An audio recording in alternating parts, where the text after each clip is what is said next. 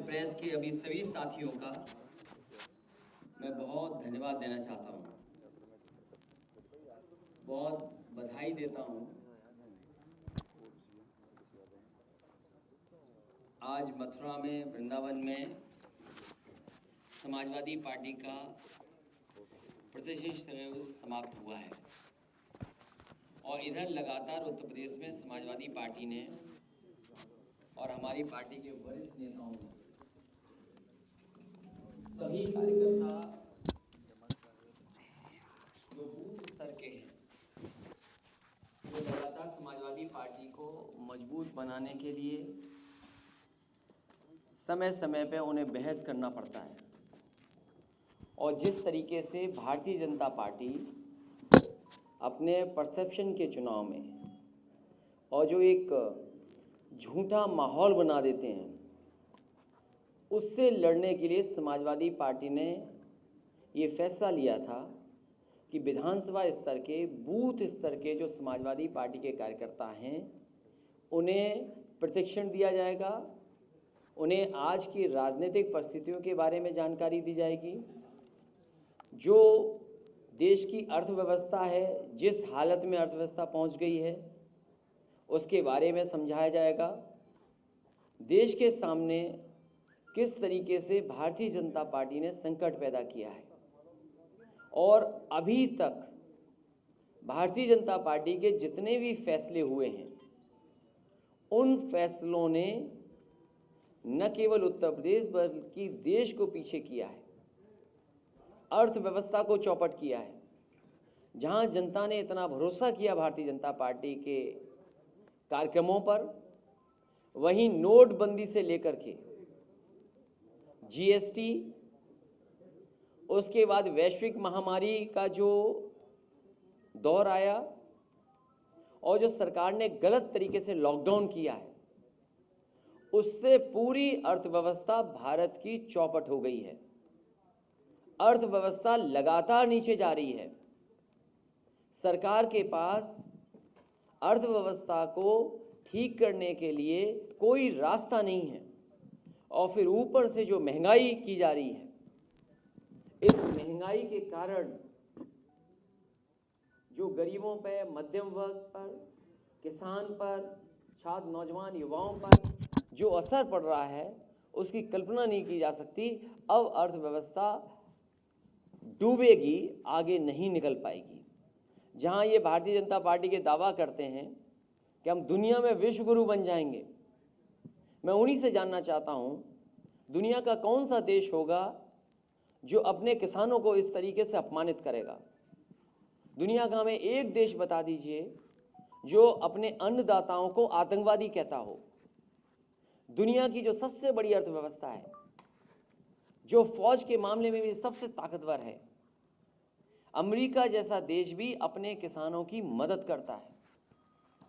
मैं वही जानना चाहता हूं भारतीय जनता पार्टी से, अगर दुनिया में अपनी अर्थव्यवस्था का मुकाबला करना चाहते हैं तो जो सबसे महत्वपूर्ण कड़ी है अर्थव्यवस्था को बेहतर करने की, जो हमारे किसान हैं, एग्रीकल्चर सेक्टर है, उसके लिए जो 3 कानून लाए हैं, ये डेथ वारंट है किसानों के लिए और कहीं ना कहीं सोची समझी चाल है और एक स्ट्रेटजी के तहत, एक बड़ी सोची समझी रणनीति के तहत ये सरकार किसानों को पहले बर्बाद करना चाहती है और उसके बाद किसानों की खेती पर कब्जा करना चाहती है और पूरा का पूरा कंट्रोल कुछ लोगों के हाथ में देना चाहते हैं। अगर यही व्यवस्था रही तो हमारा किसान, हमारा गरीब, हमारा नौजवान, हमारा व्यापारी, उसके सामने भविष्य नहीं दिखाई देता। जितने भी फैसले लिए हैं, नोटबंदी में कहा कि काला धन आ जाएगा, हमारी अर्थव्यवस्था अच्छी पटरी पे आ जाएगी, भ्रष्टाचार खत्म हो जाएगा, वो फैसला तब लिया था, उसमें लोगों की जान गई। मैं जानना चाहता हूं कि कितनी अर्थव्यवस्था उसकी वजह से बेहतर हुई है और कितना भ्रष्टाचार खत्म हो गया। और जीएसटी जिस तरह लागू हुआ, आज़ादी का जैसे जश्न मना था, उसी तरह जीएसटी जैसा कानून लागू किया गया और जीएसटी कानून लागू होते ही हमारा छोटा दुकानदार, छोटा व्यापारी और जितना भी भारत का मध्यम वर्ग का उद्योग चलाने वाले लोग हैं, उनके ऊपर संकट पैदा हुआ। न जाने कितनी बार संशोधन करना पड़ा, आज भी जीएसटी का सरलीकरण नहीं कर पाए। और उसके बाद जो वैश्विक महामारी आई, उस समय जो फैसला लिया गया, दुनिया में शायद ही कोई ऐसा देश होगा कि इतनी बेरहमी से फैसला लिया गया हो। लोग जो कुछ था उनके पास अपना सामान लेकर के घर से निकल पड़े, जो कुछ उनके पास साधन था उससे निकल पड़े, और चलते चलते लोगों ने जान दे दी। उत्तर प्रदेश में ही अकेले 90 लोगों की जान गई है, मजदूर जो घर नहीं पहुंच पाए। सरकार ने कोई मदद नहीं की, न खाने का इंतजाम किया जब इंतजाम की ज़रूरत थी, और ना ही उन परिवारों की मदद की जिनके मजदूर जो दूसरी जगह हमारे देश की सेवा कर रहे थे, उनकी जान चली गई। केवल समाजवादी पार्टी ने मदद की, और समाजवादी पार्टी ने उनके परिवारों को 1-1 लाख की मदद की। किसी को धान की कीमत मिली हो तो बता दे। इसलिए जनता ने मन बनाया है कि इस बार भारतीय जनता पार्टी की सरकार उत्तर प्रदेश से जाने वाली है, और प्रत्यक्ष शिविर के माध्यम से समाजवादी पार्टी के कार्यकर्ता तैयार हैं। इस बार इनसे हिसाब किताब होगा वोट का।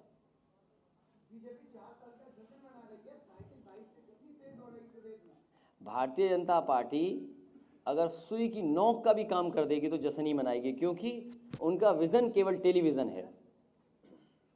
आपने कहा कृषि कानून एक डेथ वारंट है, तो क्या सर इस डेथ वारंट को अगर आपकी गवर्नमेंट आती है उत्तर प्रदेश सरकार असल में प्रदेश में, तो केंद्र को कहां तक आप सपोर्ट करेंगे?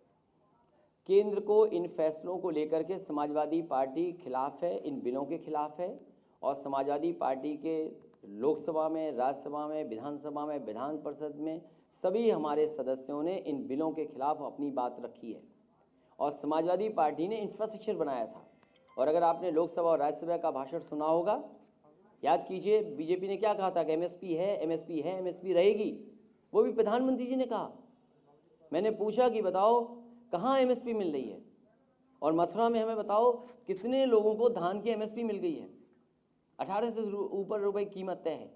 जब सरकार की नीयत ही ये है कि कुछ लोगों के हाथ में बाजार दे दें, हम किसान को बाजार के हाल पे नहीं छोड़ा जा सकता है। किसान की मदद से ही हमारी अर्थव्यवस्था बेहतर होगी। आप देखिए सरसों का तेल कुछ लोगों के हाथ में दे दिया उसका बाजार। क्या मस्टर्ड का हम एमएसपी दे पा रहे हैं? क्या मक्का का हम एमएसपी दे पा रहे हैं? क्या हम जौ बाजा का एमएसपी दे पा रहे हैं? आलू के लिए खरीद के लिए क्या तैयारी है? और अगर घाटा होता है तो किसान की मदद के लिए क्या आलू की तैयारी है? समाजवादी पार्टी ने इन्हीं एक्सप्रेसवे के किनारे बड़ी बड़ी मंडियां बनाना शुरू किया था। 100-100 एकड़ की मंडियां बनी थी। उन मंडियों को न काम पूरा किया, उनको बर्बाद कर दिया। तो इस सरकार की नीयत ही नहीं है कि किसान को आगे बढ़ाएं। इनकी नीयत केवल एक है कि पूरा का पूरा कब्जा उद्योगपति बड़े घरानों को दे दें। ये जनता के लोग नहीं हैं, ये उद्योगपतियों के प्रतिनिधि हैं। स्वाभाविक है।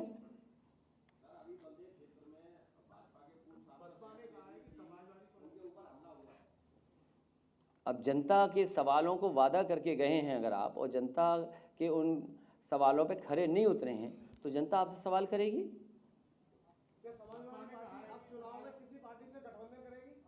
समाजवादी पार्टी किसी भी बड़े दल से गठबंधन नहीं करेगी। उन्हें बधाई।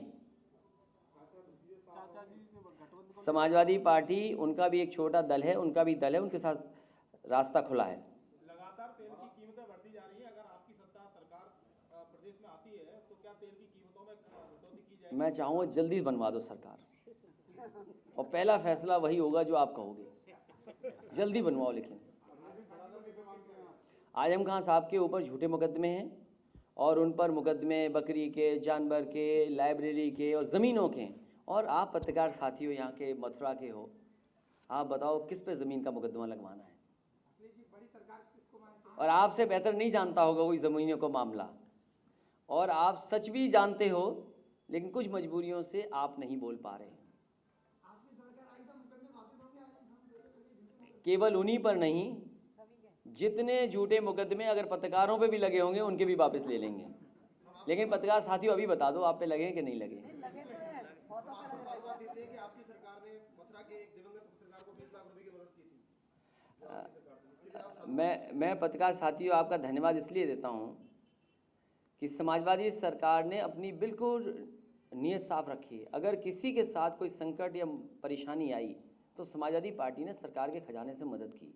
इसीलिए मैंने कहा कि उत्तर प्रदेश के मुख्यमंत्री अगर योगी हैं तो योगी की जो परिभाषा गीता में है, जो भगवान श्री कृष्ण ने दी है कि जो दूसरे का दुख अपना दुख समझे वो योगी होता है। क्या आपको लगता है कि मुख्यमंत्री योगी हैं? किसान मर जाए, जवान मर जाए, पत्रकार मर जाए, उनमें कोई परवाह नहीं है। जो मदद करनी चाहिए, जो पुरानी योजनाएं थी वो भी नहीं लागू कर रहे हैं।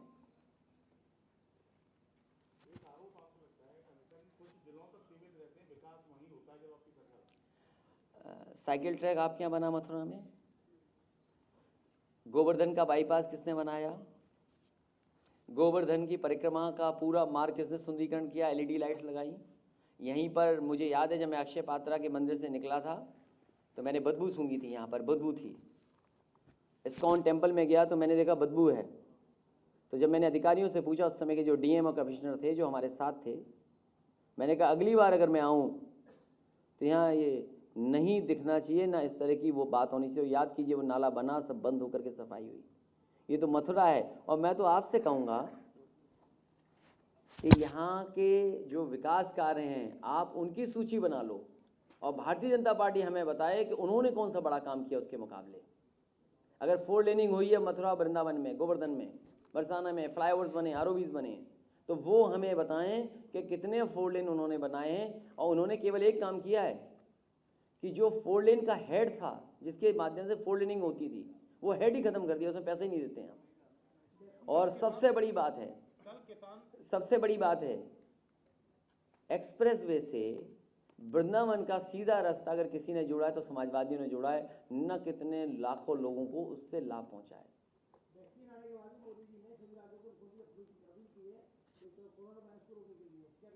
वो एक वैक्सीन बंद हो गई दुनिया में, कहो तो हम लगवा दें आपको भी। है वैक्सीन बंद की नहीं बंद हुई? तो ये सही है कि वैक्सीन लगनी चाहिए। हमें इंजीनियर्स या डॉक्टर्स या रिसर्च साइंटिस्ट, बायोकेमिस्ट, इन पे कोई शक नहीं है। लेकिन जिस तरीके से भारतीय जनता पार्टी उस कोरोना का भी लाभ लेना चाहती है, जब भूखों मार दिए मजदूर सड़कों पे चलते, आपने हमने देखा कितने मजदूर बेचारे घर का सब सामान लाद करके चल रहे थे, तब ये सरकार सो रही थी। बंगाल में ममता बनर्जी दोबारा मुख्यमंत्री बने, उसका पूरा समर्थन और अपील हम आपसे भी करते हैं। कल किसान महापंचायत में क्या गठबंधन की कोई घोषणा की जाएगी? समाजवादी पार्टी का गठबंधन आरएलडी से है। इसी चौहान जी को फ्री वैक्सीन लग जाएगी और फ्री वैक्सीन उपलब्ध कराएंगे कि नहीं कराएंगे? समाजवादी सरकार बनेगी तो आप जानते हो हम क्या करेंगे। आपको भी फ्री वैक्सीन लगाएं, खुद भी लगाएं। को लेकर के न जाने कितने संकल्प लिए। जो माँ गंगा को झूठ बोल सकते हैं उनसे क्या उम्मीद करोगे यमुना साफ करेंगे? और ये वही यमुना है जो अंतर्गत वो भी जाकर के जुड़ जाती है गंगा से। अगर चंबल का पानी न जुड़े यमुना में तो नाला दिखेगी। इन्हें बताना चाहिए कि यमुना को लेकर के साधु संत, यहाँ के पर्यावरणविद और न जाने कितने जागरूक लोग लगातार ये कोशिश करते रहे कि यमुना साफ हो, और भारतीय जनता पार्टी ने हमेशा समर्थन किया। आज ये बताएं कि दिल्ली और उत्तर प्रदेश में सरकार होने के बाद कितनी यमुना साफ हुई है।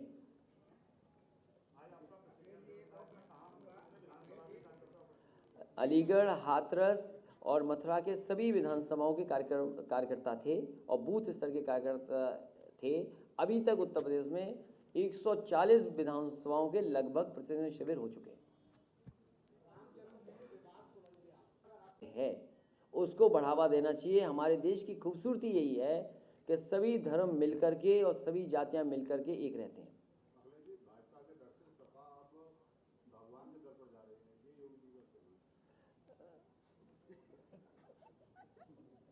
मैंने आपसे कहा और मैं कहूँगा कि भगवान श्री कृष्ण ने जो गीता में कहा कि जो व्यक्ति योगी वही है जो दूसरों का दुख अपना दुख समझे। क्या मुख्यमंत्री जी योगी हैं? क्या मुख्यमंत्री जी लैपटॉप चलाना जानते हैं? क्या मुख्यमंत्री जी उद्घाटन का उद्घाटन नहीं कर रहे? क्या मुख्यमंत्री जी शिलान्यास का शिलान्यास नहीं कर रहे? मुख्यमंत्री जी को ये बताना चाहिए कि 5 लाख करोड़ के MOU किए थे कल उनके 4 साल पूरे हो रहे हैं, खुशी और जश्न मनाया जा रहा है। तो ज़मीन पर कितना उतरा है ये बताएं। ये जो टीवी पर प्रचार दिखाते हैं मेट्रो चलते हुए, ये मेट्रो एक भी भारतीय जनता पार्टी की देन नहीं है। ये जितनी भी मेट्रो चल रही हैं सब समाजवादी सरकार के समय की चलाई हुई हैं। जितने भी एक्सप्रेसवे उत्तर प्रदेश में बन रहे हैं, बनाए जा रहे हैं, इन्होंने तो अपने संकल्प पत्र में एक्सप्रेसवे नहीं लिखा। जो पार्टी अपने संकल्प पत्र में एक्सप्रेसवे ना लिखती हो और वो एक्सप्रेसवे का प्रचार कर रही है, तो आखिरकार वो एक्सप्रेसवे हैं किसके?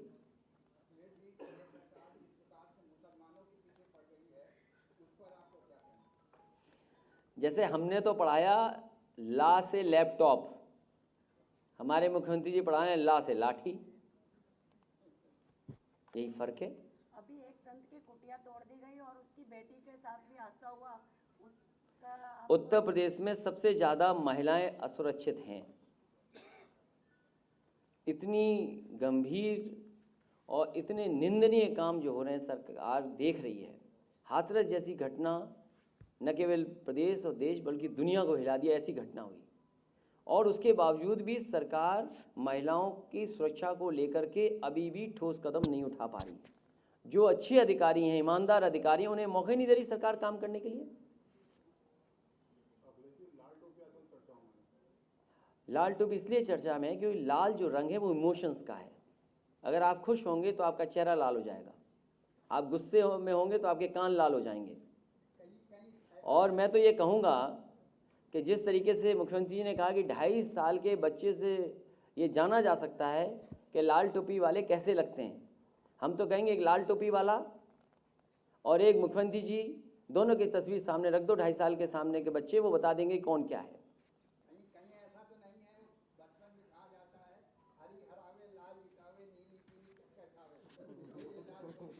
ये भी सच हो सकती है, कहावत हजारों साल में बनती है, लेकिन मुझे लगता है ऐसी कुछ कहावत रही होगी।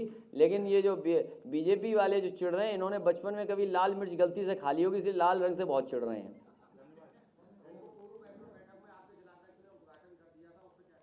अब जिलाध्यक्ष को पुलिस ने कहा है, पकड़ लिया है मुकदमे झूठे लगा करके। तो ये भारतीय जनता पार्टी के लोग, उनके इशारे पर पुलिस काम कर रही है। अगर पॉलिटिकल पार्टी के इशारे पर पुलिस काम करेगी तो न्याय किसको मिलेगा? हम तो ये कह रहे हैं, अगर उसने उद्घाटन कर दिया, आप बताइए मुख्यमंत्री जी ने हमारे शिलान्यास प्रधानमंत्री जी से कराया कि नहीं कराया? क्या ये सारे मुकदमे वापस होंगे क्या सर आपकी सरकार में? जितने भी झूठे मुकदमे लगे, इंक्लूडिंग पत्रकार और इंक्लूडिंग हमारे, और बधाई देंगे इसलिए कि उत्तर प्रदेश की नई परंपरा बनी, क्योंकि मुख्यमंत्री जी खुद अपने झूठे मुकदमे बता करके वापस ले लिए। उन्होंने अपने मुकदमे वापस लिए। कोई मुख्यमंत्री का अगर ऐसा हो जिसने मुकदमे वापस लिए हों, मुझे तो लगता है कि ऐसे गंभीर आपराधिक मुकदमे किसी मुख्यमंत्री पर नहीं रहे होंगे जैसे मुख्यमंत्री जी पे थे।